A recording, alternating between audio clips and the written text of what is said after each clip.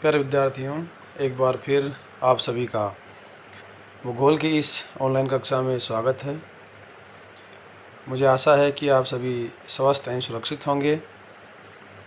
आज का हमारा टॉपिक है नदी के कार्य और उससे उत्पन्न स्थल रूप, अर्थात जो बहता हुआ जल है उसके क्या क्या कार्य हैं और उस नदी के द्वारा किस तरह की स्थलाकृतियों का निर्माण होता है।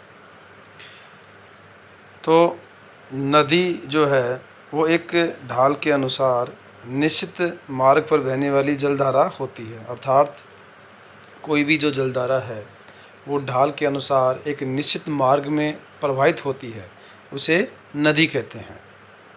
नदी अपना जो कार्य है ये 3 तरह से करती है या 3 प्रकार के इसके कार्य होते हैं,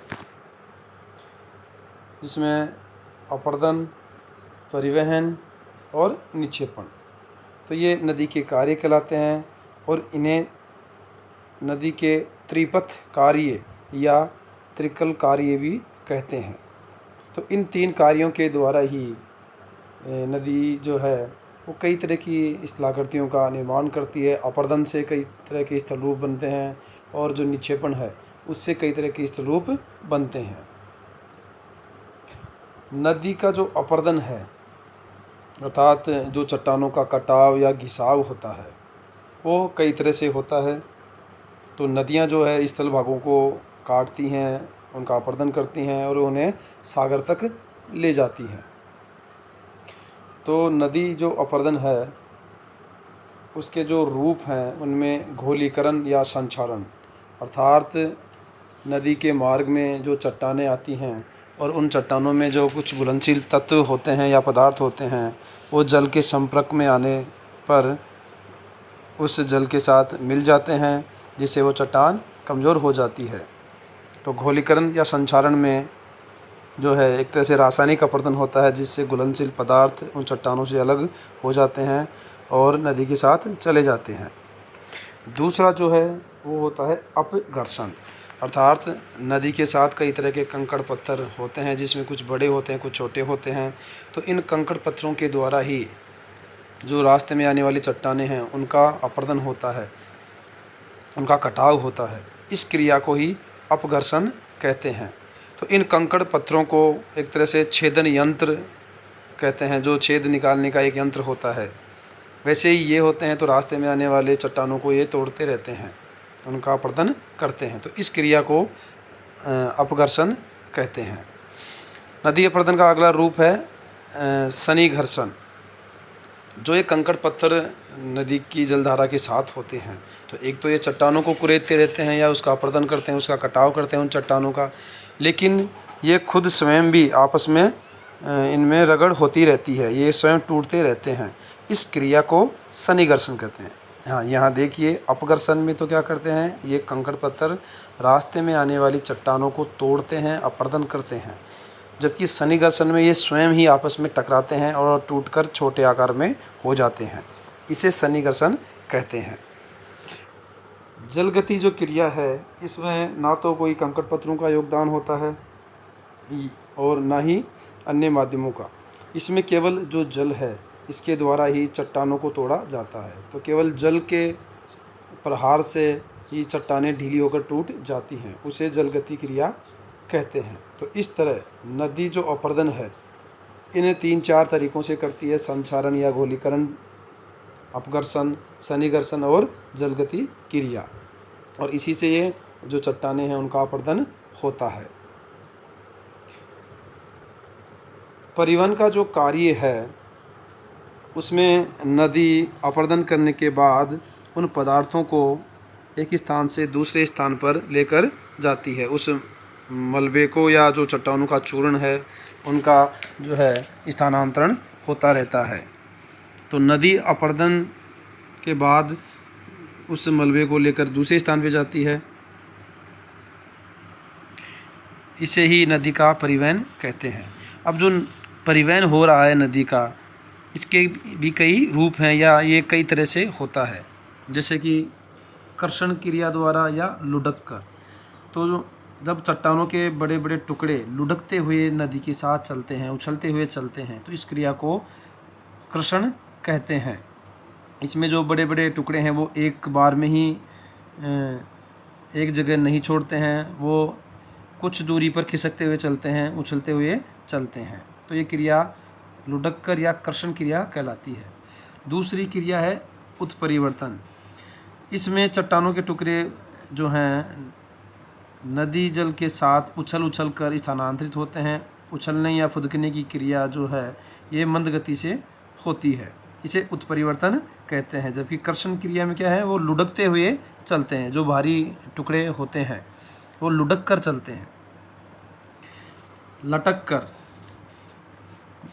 जब हल्के पदार्थ होते हैं, हल्की जो है नदी के जल के साथ कुछ चट्टानें होती हैं या उनका चूर्ण होता है, तो वो पलवलशीलता के कारण उस जल में लटक कर चलते हैं, तैरते हुए चलते हैं और घुलकर। तो जो घुलनशील पदार्थ होते हैं वो नदी जल के साथ घुल जाते हैं और एक स्थान से दूसरे स्थान पर उनका स्थानांतरण हो जाता है। तो नदी जो है वो परिवहन इन तरीक़ों से करती है। कर्षण क्रिया लुढ़क कर जाते हैं, उत्परिवर्तन में उछल के जाते हैं, या जो हल्के हैं वो तैर कर जाते हैं और कुछ पदार्थ जो हैं घुल कर जाते हैं। तो ये नदी के कार्य होते हैं। और नदी का जो अंतिम तीसरा कार्य है वो है निक्षेपण। तो अपरदन हो गया, चट्टानों का कटाव हो गया, घिसाव हो गया, उस मलबे को या चट्टान चूर्ण को जो है एक स्थान से दूसरे स्थान पर स्थानांतरण होता है, उसे परिवहन की क्रिया कहते हैं। और जैसे ही नदी का ढाल कम होता है तो वो जो मलबा है या चट्टान चूर्ण है उसका धीरे धीरे जमाव होने लगता है, उसे निक्षेपण कहते हैं। तो ये नदी के 3 कार्य मुख्य होते हैं। अब है नदी के अपरदन के द्वारा निर्मित जो स्थलाकृतियाँ हैं। तो नदी अपरदन करती है, जो ऊंचे पर्वतीय क्षेत्रों से नदियाँ निकलती हैं और अंत में जो सागर में जाकर वो विलीन होती हैं, किसी झील में जाकर विलीन होती हैं। तो उससे पहले वो रास्ते में कई तरह की स्थलाकृतियों का निर्माण करती हैं। जैसे कि हमने देखा था अपरदन चक्र में कि नदियों की 3 अवस्थाएं होती हैं, युवावस्था, प्रौढ़ अवस्था और वृद्धावस्था। तो युवावस्था में अलग तरह की स्थलाकृतियाँ जो बनती हैं, प्रौढ़ अवस्था में अलग तरह की स्थलाकृतियाँ बनती हैं और वृद्धावस्था में अलग तरह की। तो आज अब इसमें देखेंगे कि नदी अपने अपरदन के द्वारा कौन कौन से स्थल रूपों का निर्माण करती है। तो इसमें जो स्थल रूप हैं उनमें पहला है वी आकार की घाटी। तो वी आकार की घाटी जो है वो नदियों के द्वारा निर्मित मुख्य स्थलाकृतियों में से आती है। जब नदियाँ युवा होती हैं, छोटी छोटी होती हैं और तीव्र ढाल होता है, तो उन ऊंचे पर्वतीय क्षेत्रों में इस तरह की जो है वी आकार की घाटियाँ देखने को मिलती हैं। और वहाँ पर जो ये ऊंचे उठे हुए भूभाग हैं, जैसे कि हिमालय की बात करें या अन्य जो ऐसी पर्वत श्रृंखलाएँ हैं, तो वहाँ जब नदियाँ निकलती हैं तो वो नीचे की ओर कटाव अधिक करती हैं, लंबवत अपरदन। तो उस लंबवत अपरदन के कारण 2 ऊंचे उठे भूभागों के बीच में नदी के द्वारा ये वी आकार की घाटी का निर्माण होता है, जो सक्रिय होती है, काफ़ी गहरी होती है। तो ये जो स्थलाकृति है वी आकार की, ये नदी के शुरुआती तौर पर ही, अर्थात जब नदी युवा होती है, ढलान तेज होता है, उन क्षेत्रों में इस तरह की आकृतियाँ का निर्माण होता है।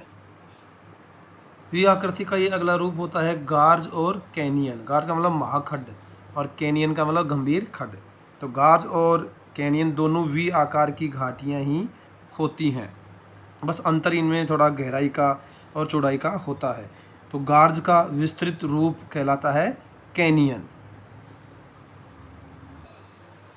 तो गार्ज और कैनियन में जो है वो चौड़ाई की अपेक्षा जो गहराई है वो अधिक होती है और वो ये सक्रिय होती है। तो जब वी आकार की जो घाटियाँ हैं, जब इनकी दोनों तरफ की दीवारें काफ़ी लंबवत होती हैं, खड़े ढाल वाली होती हैं, तो वो गार्ज व कैनियन का निर्माण करती हैं। तो गार्ज से गहरा होता है या इसका विस्तृत रूप क्या कहलाता है, कैनियन। संयुक्त राज्य अमेरिका के एरिजोना जो प्रांत है उसमें कोलोरेडो नदी जो है वो संसार का सबसे बड़ा कैनियन का निर्माण करती है, जिसे ग्रैंड कैनियन कहते हैं। तो कोलोरेडो नदी इस तरह की वी आकार की गहरी घाटी का निर्माण करती है। तो गार्ज व कैनियन भी नदी के अपर्दन द्वारा निर्मित मुख्य स्थलाकृतियाँ हैं। अगला जो स्थल रूप है नदी के अपर्दन से निर्मित वो है जलप्रपात या छिप्रिकाएँ। तो जो छिप्रिकाएँ होती हैं वो जलप्रपात से सूक्ष्म होती हैं या एक तरह से इनका एक छोटा रूप होता है। तो प्रपात का छोटा या सामान्य रूप ही छिप्रिका होता है। इसमें जो है रास्ते में जब नदी बह रही होती है तो जब ऊबड़ खाबड़ पठारी भाग होता है, मान लीजिए ऐसा ही भाग है, तो पानी इसमें उछल उछल कर चलता है, कहीं ऊपर उठा हुआ वो भाग है कहीं नीचे। तो इस तरह के स्थल रूप को छिप्रिका कहते हैं। जबकि गार्ज जो है वो छिप्रिका का एक बड़ा विस्तृत रूप है। जलप्रपात जो है वो छिप्रिका का एक बड़ा विस्तृत रूप है। तो जलप्रपात में पानी है वो काफ़ी गहराई से गिरता है। मान लीजिए यहाँ से ये नदी आ रही है और जैसे ही एक ऊंचाई आई तो ऊंचाई से जब पानी गिरता है तो ऐसी स्थलाकृतियों को क्या कहते हैं? जलप्रपात। तो जलप्रपात के कई प्रकार होते हैं। तो जब पानी ऊंचाई से नीचे की ओर गिरता है तो चट्टानों का अपर्दन होता है। इसमें कोमल व मुलायम चट्टानें हैं। तो कोमल व कठोर चट्टानें होती हैं। तो कोमल चट्टानों का अपर्दन अधिक होता है और कठोर का अपर्दन देरी से होता है। तो इस तरह की स्थलाकृतियाँ निर्माण हो जाती हैं। तो गार्ज, जलप्रपात और छिप्रिका ये दोनों ही इस तरह की स्थलाकृतियाँ हैं जो नदी के अपर्दन से निर्मित होती हैं। अगला है जल गर्तिका। तो जल गर्तिका में जब पानी प्रपात से नीचे की ओर गिरता है यहाँ, तो इससे एक गड्ढानुमा आकृति बन जाती है, एक गड्ढे का निर्माण हो जाता है। तो उस गड्ढे में ही कंकड़ पत्थरों के द्वारा और भी विस्तार हो जाता है। तो इस तरह की जो आकृतियाँ हैं वो क्या कहलाती हैं? जल गर्तिका। और इन्हें ही क्या कहते हैं? अवनमन कुंड। जब इनकी गहराई अधिक हो जाती है तो यही जल गर्तिका अवनमन कुंड कहलाती हैं। तो यहाँ जब पानी ऊपर से नीचे गिर रहा है तो उसमें कई तरह के कंकड़ पत्थर होते हैं, तो एक गड्ढे नुमा आकृति होती है, वो कहलाती है जल गर्तिका। नदी अपर्दन से निर्मित अगली जो स्थलाकृतियाँ हैं वो है संरचनात्मक सोपान। तो नदी के मार्ग में कठोर व मुलायम चट्टानें दोनों क्रम से पाई जाती हैं। तो जब कठोर व मुलायम चट्टानें क्षैतिज अवस्था में होती हैं तो मुलायम चट्टानों का कटाव जल्दी होता है, जबकि जो कठोर चट्टानें हैं वो शीघ्रता से कटती नहीं हैं, उनका अपर्दन धीरे धीरे होता है।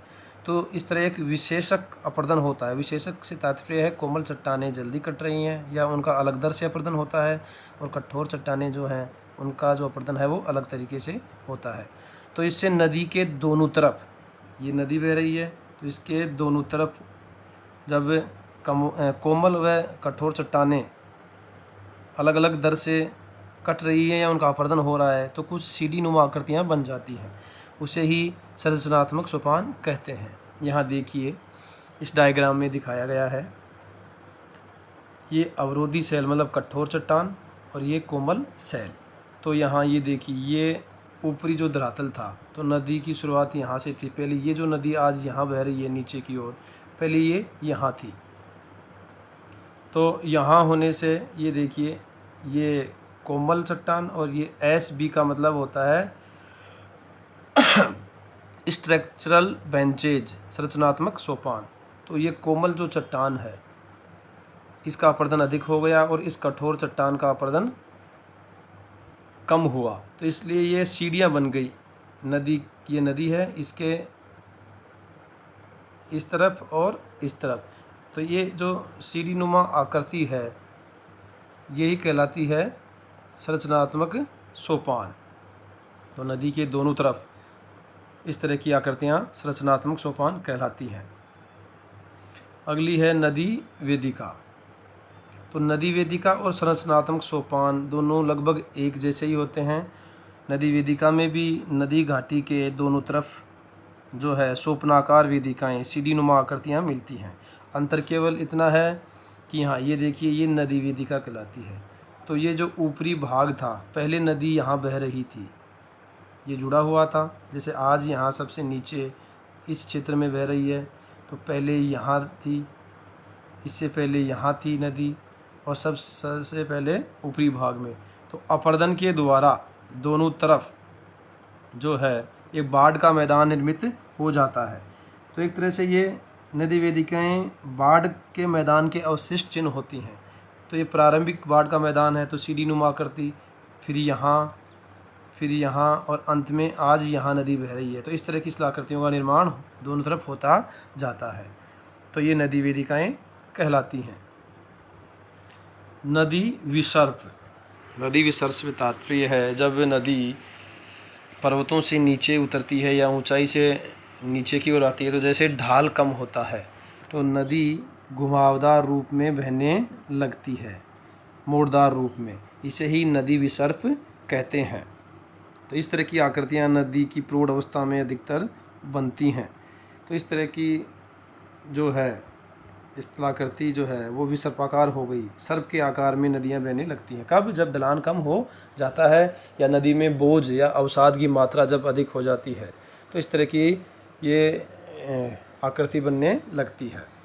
और इसी में जब नदी है वो इन विसर्पों को काट कर जब सीधे बहने लगती है, जैसे नदी अब ऐसे बह रही है, तो जैसे यहाँ से ये सीधे ऐसे बहने लग गई, तो ये जो भाग है ये शेष रह जाता है, यहाँ जल अवशेष रहता है। तो ऐसी जो झीलें हैं वो गोखुर झीलें होती हैं, गाय के खुर की तरह। तो विसर्प में जब कटाव हो जाता है, नदी सीधे बहने लग गई, यहाँ विसर्पाकार आकृति में बह रही है ऐसे ये नदी, लेकिन यहाँ जैसे कटाव होगा तो नदी फिर सीधा रास्ता अपना लेगी ऐसे, तो ये एक भाग शेष रह जाता है। तो इस तरह की स्थलाकृतियाँ क्या कहलाती हैं? गोखुर झील। तो नदी विसर्प भी नदी अपर्दन के द्वारा निर्मित स्थल रूप है। और अंत में नदी निर्माण करती है संप्राय मैदान का। जैसे कि हमने अपर्दन चक्र में देखा था, ऊपर उठा हुआ वो भाग है वो बाद में जाकर एक समतल मैदान में बदल जाता है, जैसे डेविस महोदय ने पेनीप्लेन या संप्राय मैदान बताया है। तो इस तरह नदी अपर्दन के द्वारा निर्मित जो स्थल रूप हैं जिनकी चर्चा हमने ये की है, ये मुख्य स्थल रूप हैं। धन्यवाद।